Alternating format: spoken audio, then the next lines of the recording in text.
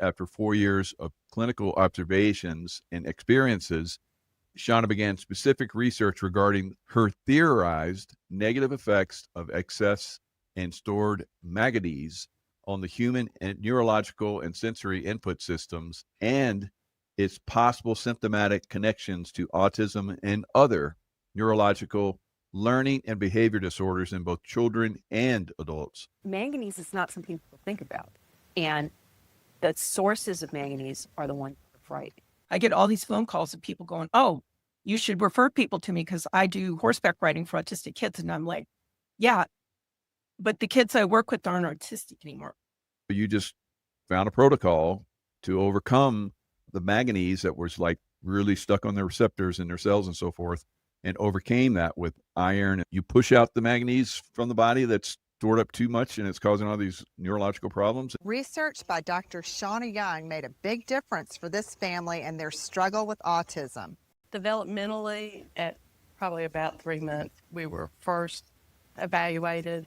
Some friends would say, I don't think this is quite right. At 3, Nick was hospitalized with meningitis and encephalitis. He lost the ability to do everything except breathe. He started having seizures. He went into a coma there and was in a coma for a little over a week. Then we started having anger issues, screaming and raging. We were looking at a diagnosis of bipolar disorder. We had tried a lot of things before, and we were already on a fairly healthy, whole food kind of diet, not a lot of packaged things. You have great information in your book, which basically is showing, what foods to avoid and which foods to eat.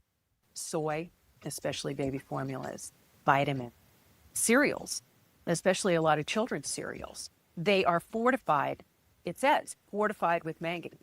Why? So I thought, well, if his manganese is too high, what if I gave him some iron? I wonder what would happen. We were getting him to eat raw spinach and black cherries and just some things were high iron. Well, you've been on the diet for 8 days. And I said, is anything different? She says, well, he started talking. And he hadn't spoken since he was 1.5 years old. And he was now approaching 4. It's really funny because a lot of times kids are the ones that are really adherent to this, where a lot of times the parents will say, oh, I'm sure you can have this now, and I'm sure you can have that now. And they're like, I don't want it. I always tell people that 99% compliance will get you 0 benefit. Light is too bright, sound is too loud, all of this. And so it interferes with their processing.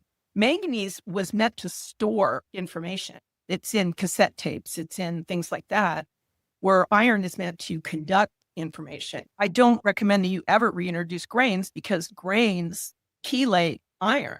And so that allows the manganese to take the open receptor sites that the iron should be in.